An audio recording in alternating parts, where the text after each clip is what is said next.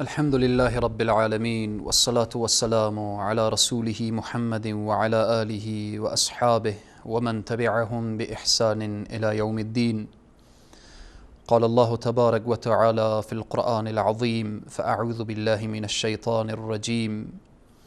محمد رسول الله والذين معه أشداء على الكفار رحماء بينهم تراهم ركعا سجدا يبتغون فضلا من الله ورضوانا سيماهم في وجوههم من أثر السجود ذلك مثلهم في التوراة ومثلهم في الإنجيل كزرع أخرج شطأه فآزره فاستغلظ فاستوى على سوقه يعجب الزراع ليغيظ بهم الكفار وعد الله الذين آمنوا وعملوا الصالحات منهم مغفرة وأجرا عظيما. صدق الله العظیم. خدمت همه سروران عزیز و بزرگوار، همه بینندگان عزیز و گرامی، علاقمندان برنامه الگوهای هدایت و همه بینندگان شبکه جهانی و صالح حق، خدمت تک تک شما عزیزان السلام علیکم و رحمت الله تعالی و برکاته. در برنامه گذشته پیرامون اشاراتی که در قرآن نسبت به خلافت سیدنا ابوبکر صدیق و در احادیث نسبت به خلافت سیدنا ابوبکر صدیق و همچنین اجماع امت در مورد خلافت سیدنا ابوبکر صدیق مختصرا بیان نمودیم. حالا بحث ما ارتباط به مصادر قانونگذاری در حکمت سیدنا ابوبکر صدیق هست. قانون سیدنا ابوبکر صدیق چی بود؟ شعار سیدنا ابوبکر صدیق چی بود؟ و هدف سیدنا ابوبکر صدیق چی بود؟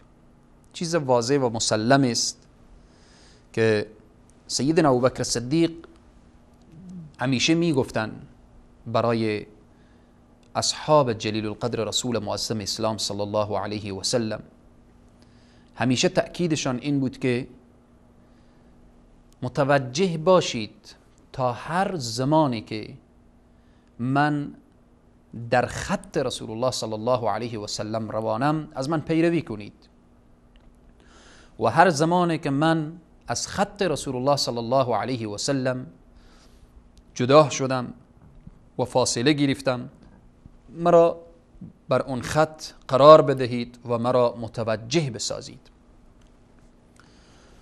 قانون سیدنا ابوبکر صدیق قرآن و سنت نبی اکرم صلی الله علیه و سلم بود.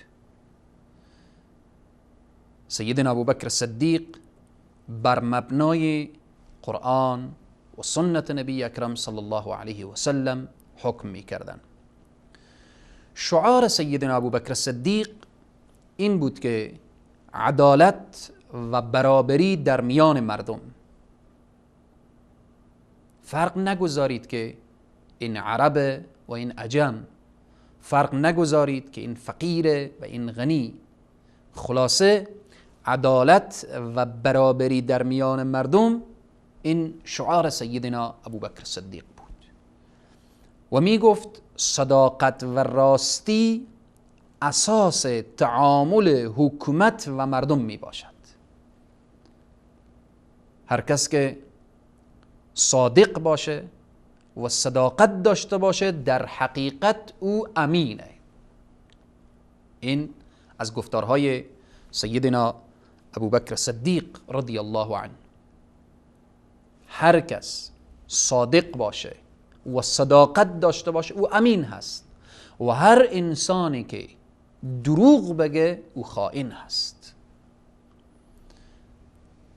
از برنامه های سیدنا ابوبکر صدیق جهاد در راه خدا، مبارزه در راه خدا، اولویت حکومت سیدنا ابوبکر صدیق بود.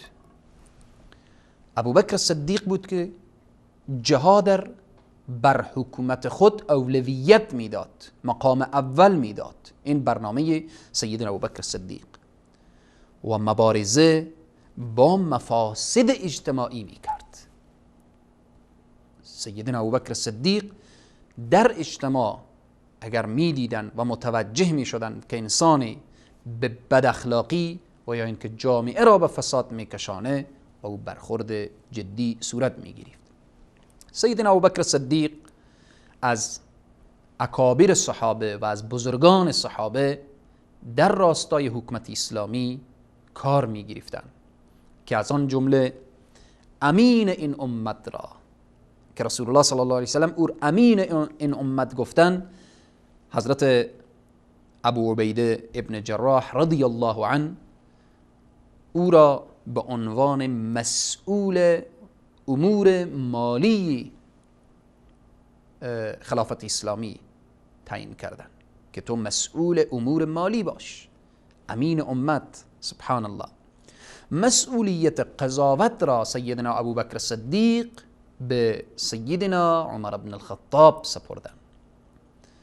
ببینین این ذکاوت و این درایت سیدنا ابوبکر صدیق را، چقدر وظیفه شناس، چقدر با چی فکر و درایتی که وظیفه ها را برای اشخاص میدن که آنها اهلیت و شایستگی او مقام و پست دارن. زید بن ثابت در بخش ارتباطات داده می شود. سیدنا ابوبکر صدیق به زید بن ثابت میگن تو در بخش ارتباطات وظیفه داری، در بخش که ارتباطات خلاصه قبائل و اشخاصی که میآین در مدینه داخل میشن و به وفدهایی که میآیه، مهمانهایی که میآیه و اشخاصی که میآین، این وظیفه و مسئولیت زید بن ثابت هست.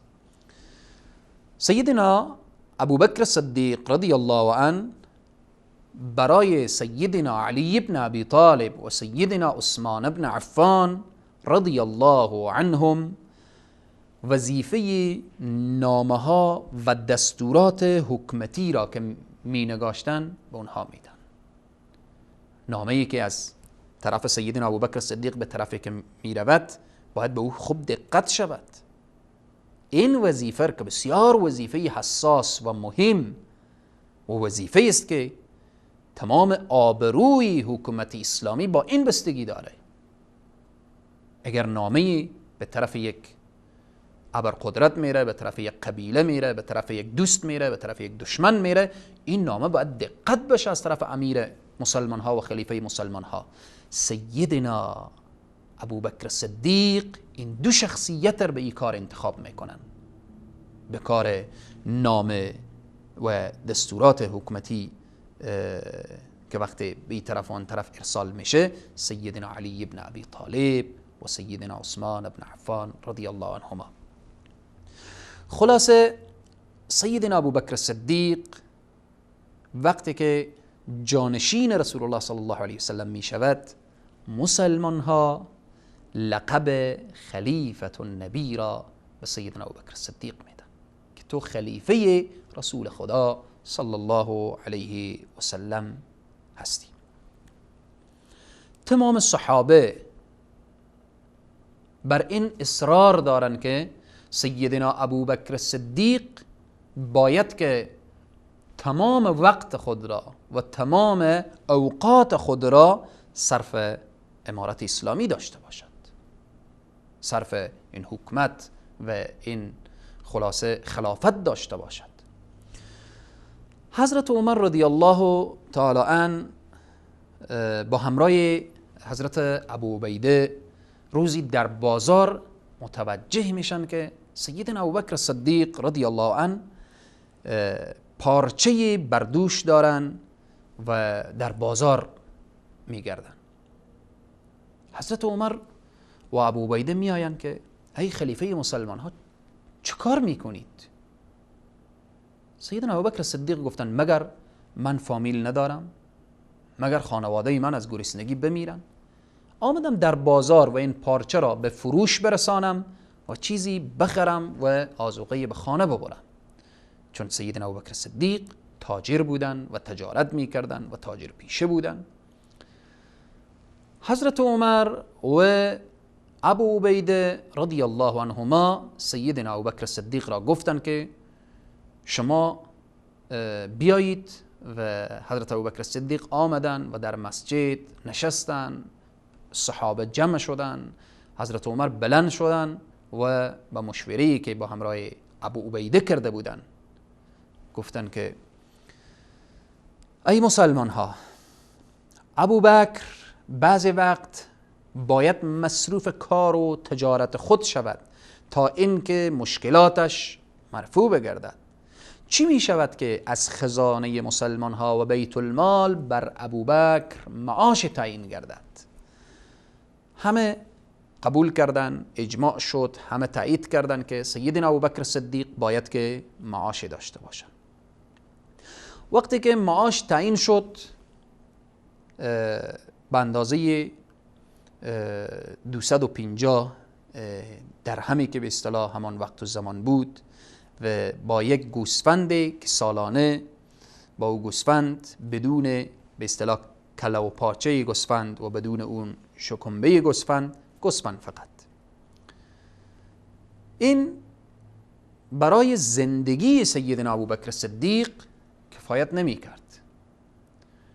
و تا اینکه سیدنا ابوبکر صدیق متوجه شدن که زندگی با این پیش نمیره و بعداً بار دیگر وارد بازار شدن که همان تکه داشتن و پارچه داشتن که او را بفروشن. به این مرحله باز حضرت عمر و ابو عبیده متوجه شدن و گفتن که ای ابوبکر چه کار میکنی؟ گفتن که با او معاش پرده و گذاره من نمیشد، باید که کار دیگری هم می داشتم. حضرت عمر گفتگو با ابوبکر صدیق بودن که سیدنا علی ابن ابی طالب آمدن. سیدنا علی ابن ابی طالب گفتن که میریم با مسلمان ها مشوره میکنیم و میگیم که چیز اضافه بشه. و این بود که به این مرحله سیدنا علی ابن ابی طالب پیشگام شدن و برای مسلمان ها بیان کردن که خلیفه مسلمان ها به این معاش و به این چیزی که مقرر شده کفایت نمیکنه. تا این بود که با 250 تبدیل به 300 شد، 300 درهم یا هر چیزی که در همان وقت بود. و او گوسفندی که داده میشد با کله و پاچه اش و با او خلاصه گوسفند کامل. بناهن شما ببینید خلیفه مسلمان ها سیدنا ابوبکر صدیق، همه بیت المال زیر دست سیدنا ابوبکر صدیق، زیر قلم سیدنا ابوبکر صدیق. اگر بخواهد با یک امضا شاید صدها و هزاران گوسفند بیرون شود، صدها شتر بیرون شود و صدها درهم و دینار بیرون شود، ولی سیدنا ابوبکر صدیق از اون معاشی که از بیت المال به او داده می شود یک حبه و یک ذره هم پایین و بالا نمی گیرد و می رود تا اینکه او معیشت و زندگی خود را از آبله کف دست و از تجارت به دست بیاورد. کجا هستند سردمداران امت اسلامی که امروز به عنوان رهبر، به عنوان زعیم، به عنوان مسئول در بین امت اسلامی قرار دارند که تمام بیت المال مسلمان ها حیف و میل میکنن، کسی نیست از اونها پرسان کند؟ ابوبکر صدیق نمیتوانست؟ میتوانست ولی نمیکرد. از خدا میترسید، خشیت الهی در دل داشت. بناهن این جایگاه و این واقعا زهد و تقوا و پرهیزگاری سیدنا ابوبکر صدیق، ارتباط به تواضع سیدنا ابوبکر صدیق ان شاء الله بعد از یک میان برنامه بیان خواهیم کرد. محمد رسول الله والذين معه أشداء على الكفار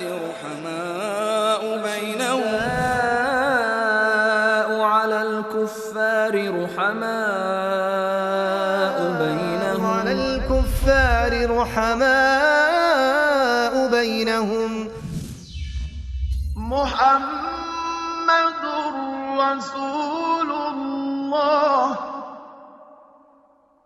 والذين معه أشداء على الكفار رحماء بينهم. محمد فرستاده الله است و کسانی که با او هستند در برابر کافران تند و سرسخت و نسبت به یکدیگر مهربان و دلسوزند.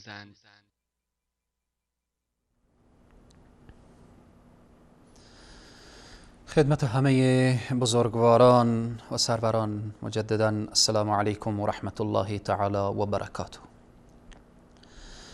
سخن از سیدنا ابوبکر صدیق هست، سخن از اولین خلیفه رسول الله صلی الله علیه و سلم، سخن از اولین کسی که به رسول الله صلی الله علیه و سلم ایمان می آورد و اولین کسی که سفر معراج رسول الله صلی الله علیه و سلم را تصدیق می کند. سخن از شخصیتی که زهد و تقوایش برای همه جهانیان تا قام قیامت درس است و سرمشق هست. و ابوبکر صدیق بعد از انبیا علیهم السلام، بعد از نبی کریم صلی الله علیه و سلم، برای امت اسلامی بهترین اسوه و الگوی حسنه هست. ارتباط به زهد و تقوای شخصیت سیدنا ابوبکر صدیق اشاره کردیم. تواضع و فروتنی سیدنا ابوبکر صدیق در وقت خلافت، ابوبکر صدیق خلیفه مسلمان ها، ابرقدرت جهان، شخصیتی که خلاصه در دنیا می درخشد، جانشین رحمت للعالمین، چگونه تواضعی دارد، چگونه فروتنی دارد. از زمانی که امت اسلامی سیاست را از ابوبکر نیاموختن و رها کردن و رفتن دنبال سیاست های پوچ، سیاست هایی که جز ننگ و عار چیز دیگری به بار نمی آورد، امت اسلامی خار شده. سیاست ابوبکر صدیق سیاست تقوا، خدا ترسی، زهد، سیاستی که تواضع و فروتنی. سیدنا ابوبکر صدیق رضی الله عنه در وقت خلافتشان در همان قبیله و منطقه‌ای که بیرون از مدینه ازدواج کرده بودند و خانهشان در آنجا بود، بعضی وقت و بعضی اوقات سیدنا ابوبکر صدیق گوسفندان را به اصطلاح شیر گوسفندان را می گرفتن و گوسفندان را می دوشیدن و در کنار سایر برادران خود خدمت می کردن.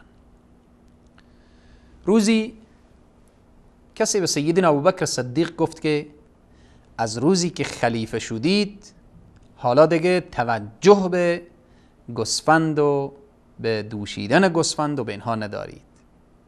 یعنی شکلی به حضرت ابوبکر صدیق وانمود کرد که شاید متکبر شده باشید. سیدنا ابوبکر صدیق گفتن نخیر، چنین نیست، والله فقط کار امارت و حکومت مرا مصروف کرده، مصروف کارهای امت اسلامی هستم. همین بود که سیدنا ابوبکر صدیق در همان منطقه و قریه مدت میرن.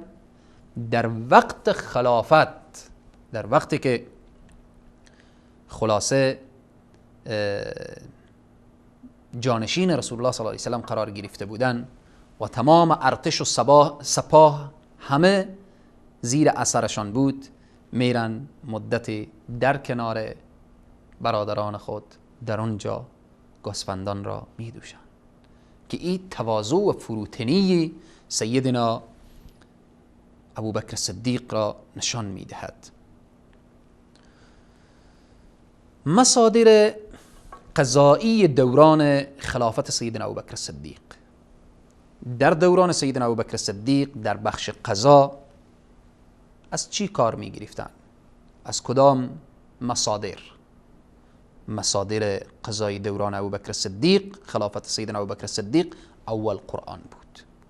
وقتی با یک مسئله سیدنا ابوبکر صدیق دچار می شدن به قرآن مراجعه می کردن، نگاه می کردن که قرآن عظیم الشان چی می گوید.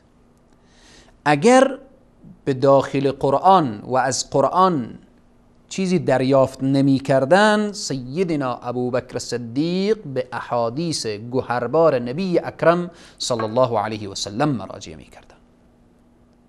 مصدر دوم، اگر به احادیث هم نمی یافتن و نمی دیدن، سیدنا ابوبکر صدیق به اجماع از طریق مشورت با اهل علم و فتوا مراجعه می کردن، با اکابر و بزرگان صحابه، با مفتیها، با اهل علم.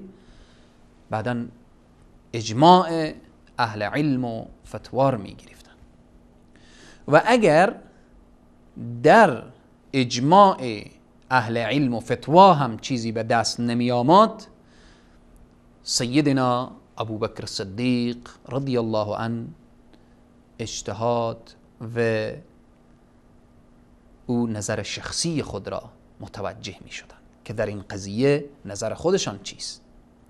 وقتی در قرآن مسئله حل نمی شد، در احادیث نمی شد، یعنی نبود در قرآن و در احادیث و در اجماع صحابه اهل علم و فتوا، اینجا نظر شخصی خود را ارائه می کردن و نظر شخصی سیدنا ابوبکر صدیق هم برای مسلمان ها و برای امت اسلامی حجت بود، دلیل بود. چون رسول الله صلی الله علیه و سلم فرمودن که آنچه که اگر شما در قرآن و حدیث نیافتید و بالاخره سنتی و سنت خلفاء الراشدین، سنت من و اگر نبود سنت خلفاء الراشدین که در رأس خلفاء الراشدین سیدنا ابوبکر صدیق رضی الله تعالی عنه قرار دارند. بنابراین به طور خلاصه و فشرده مصادر قضایی دوران خلافت سیدنا ابوبکر صدیق که قرآن و حدیث و اجماع صحابه که اهل علم و فتوا بودن، اجتهاد و ارائه نظر شخصی در صورت عدم وجود حکم صریح در قرآن و سنت و اجماع صحابه. چی خوب است که در همین جا مسئله حکم میراث رسول خدا صلی الله علیه و سلم بین هم یک اشاره داشته باشیم، چون مصادر قضایی دوران خلافت رو بیان کردیم. بین امت اسلامی مسئله که بعضی وقت گفته میشه مسئله حکم میراث رسول خداست که آیا از رسول الله صلی الله علیه و سلم چیزی به ارث میمانه یا نمیمانه. و این که بعضی ادعی میگن ابوبکر صدیق ارث پیامبر نداد، یعنی او باغی که در فدک بود و یا مسئله غنائمی که در خیبر بود، اینها را حق فاطمه الزهرا بود و توجه نکرد. در این قضیه باید تا اندازه ما بفهمیم و بدانیم که واقعیت امر چی بوده و چگونه هست.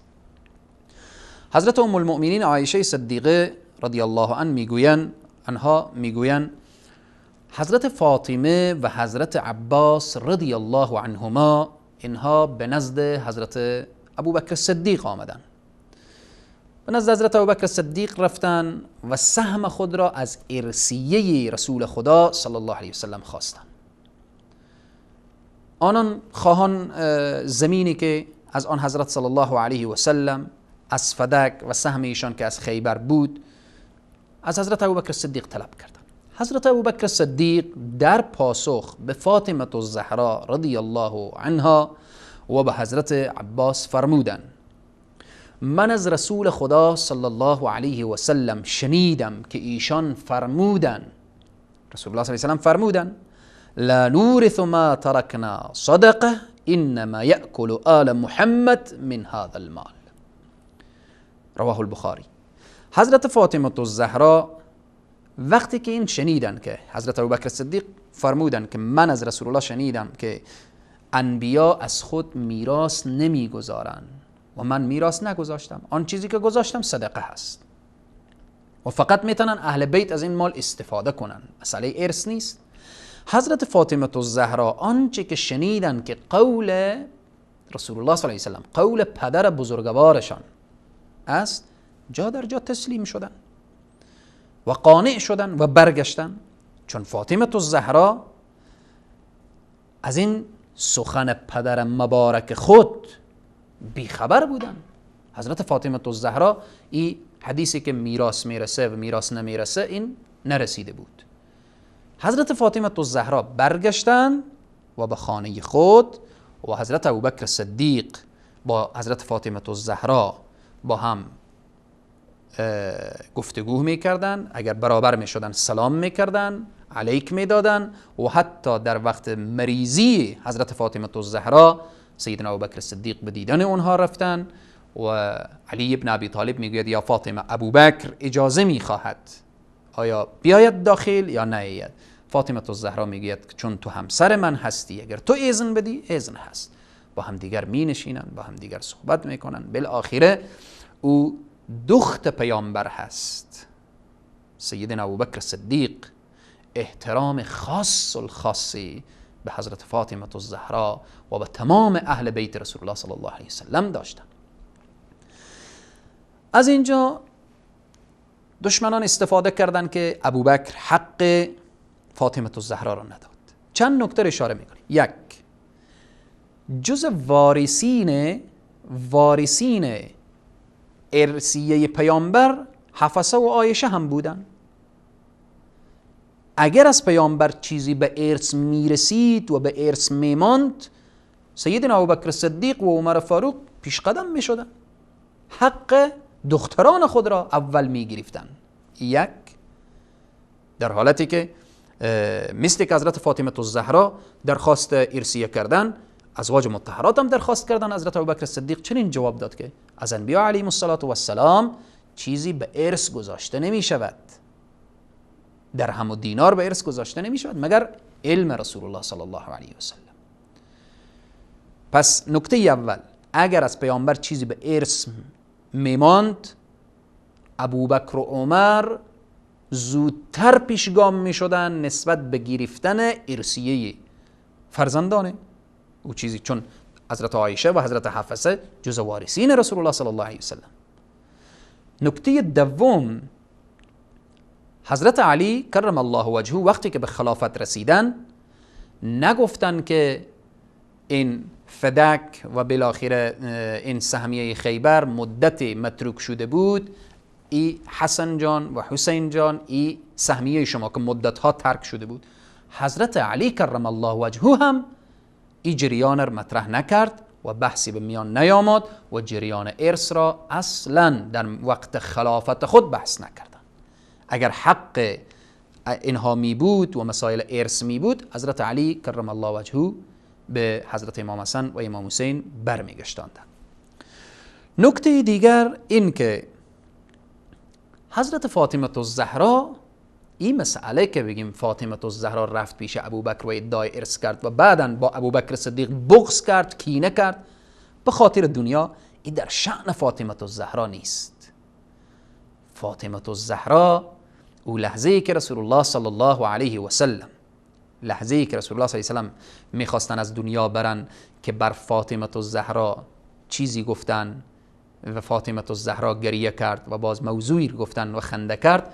ام المؤمنین عایشه صدیقه میگه بعداً ما پرسان کردیم که یا فاطمه رسول الله صلی الله علیه و سلم چی گفتن؟